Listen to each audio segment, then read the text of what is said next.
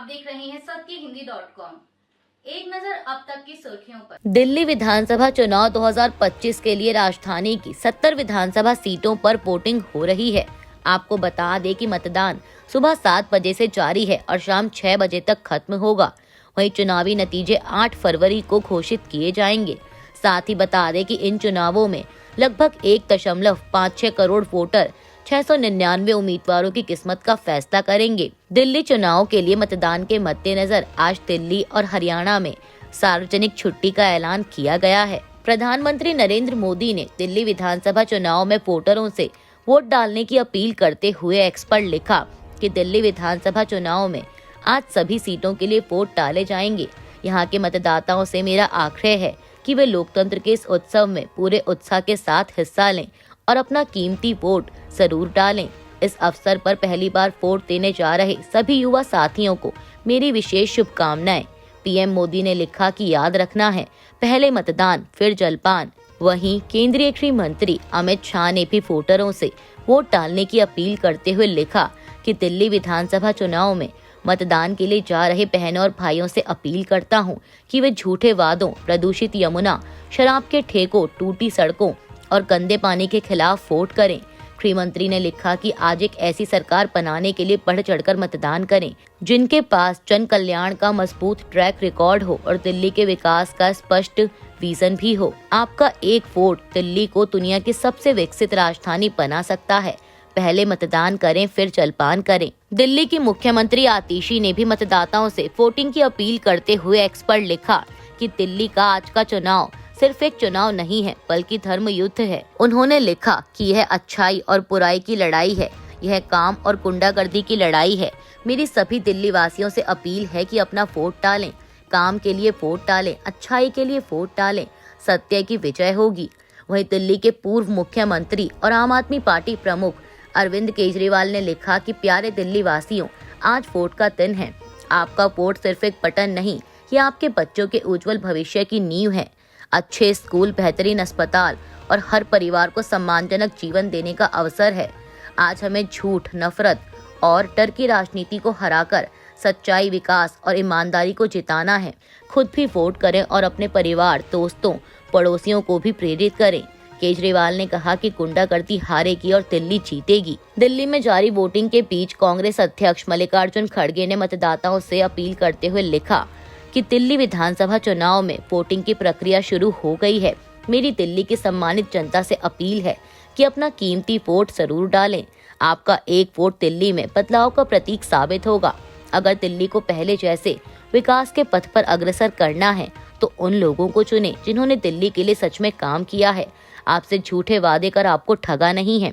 जिन लोगों ने टूटी सड़कें, गंदा पानी, जगह जगह गंदगी और प्रदूषित हवा के लिए रत्ती भर भी कदम नहीं उठाया और केवल बहानेबाजी की। आपको ईवीएम पर बटन दबाने से पहले सोचना होगा कि वो आपकी कितनी चिंता करते हैं। जो लोग केवल नूरा कुश्ती कर सत्ता पर काबिज रहना चाहते हैं, वो आपके वोट के सही हकदार नहीं हैं। दिल्ली का भाईचारा, सौहार्द, उसकी समृद्धि, खुशहाली और संपूर्ण समावेशी विकास सर्वोपरि है। आपको उसे चुनना चाहिए जिसने दिल्ली को तरक्की की राह पर पहुंचाया था। मैं अपने युवाओं से, खासकर पहली बार वोटिंग करने वाले नागरिकों से अनुरोध करता हूं कि लोकतंत्र के इस उत्सव में आपका स्वागत है। मतदान में भाग जरूर लें। दिल्ली बीजेपी अध्यक्ष वीरेंद्र सचदेवा ने विधानसभा चुनाव में मतदान के बाद पार्टी की जीत पर भरोसा जताते हुए कहा कि दिल्ली में डबल इंजन की सरकार बनेगी। सचदेवा ने पत्रकारों से बात करते हुए कहा कि दिल्ली में डबल इंजन की सरकार बनेगी। दिल्ली के लोग विकसित दिल्ली के लिए वोट करने जा रहे हैं। दिल्ली में अपनी हार स्वीकार करते हुए अरविंद केजरीवाल गुंडागर्दी कर रहे हैं। उन्होंने कहा कि आज दिल्ली के लोग एक विकसित राष्ट्रीय राजधानी के लिए मतदान कर रहे हैं और मैं जनता से अपील करता हूं कि वे बाहर आएं और ऐसी पार्टी को वोट दें जो केंद्र के साथ नहीं लड़ती और केंद्र सरकार के साथ समन्वय में काम करती है। दिल्ली की ग्रेटर कैलाश विधानसभा सीट से आम आदमी पार्टी उम्मीदवार सौरभ भारद्वाज ने पीटीआई से बात करते हुए कहा कि किसी भी मतदान केंद्र पर ईवीएम मशीनों को अंधेरे में रखने का कोई प्रावधान नहीं है। उन्हें बस सीधी धूप से बचाने की जरूरत है। मुझे यहाँ चिराग दिल्ली से शिकायत मिली, इसीलिए मैं आया और जांच की।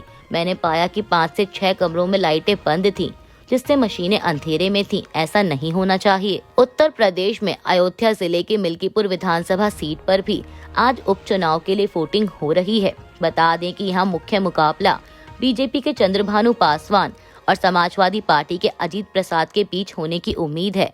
मिल्कीपुर विधानसभा सीट से 2022 में समाजवादी पार्टी के अवधेश प्रसाद ने जीत दर्ज की थी, लेकिन उन्होंने 2024 के लोकसभा चुनाव में फैजाबाद अयोध्या से सांसद चुने जाने के बाद विधायक पद से इस्तीफा दे दिया था, जिसके बाद इस सीट पर उपचुनाव की जरूरत पड़ी। वहीं अब भाजपा ने इस सीट पर जीत हासिल करने के लिए एड़ी चोटी का जोर लगा दिया है, तो उधर समाजवादी पार्टी भी इस सीट को बचाए रखने के लिए कोशिश करती नजर आ रही है। हालांकि इन दो मुख्य राजनीतिक दलों के अलावा आजाद समाज पार्टी कांशीराम, मौलिक अधिकार पार्टी और राष्ट्रीय जनवादी पार्टी सोशलिस्ट के उम्मीदवार भी चुनावी मैदान में हैं। इसके अलावा 5 निर्दलीय उम्मीदवार भी उपचुनाव में अपनी किस्मत आजमा रहे हैं। समाजवादी पार्टी ने दावा किया है कि सिपाही अराजक तत्व समाजवादी पार्टी का बस्ता नहीं लगने दे रहा। समाजवादी पार्टी ने सोशल मीडिया प्लेटफॉर्म एक्स के जरिए दावा करते हुए लिखा कि मिल्कीपुर विधानसभा के बूथ संख्या 93, 94, 95 पर दीपक सिपाही नामक सत्ता संरक्षित अराजक तत्व समाजवादी पार्टी का बस्ता नहीं लगने दे रहा, मतदाताओं को धमका रहा है।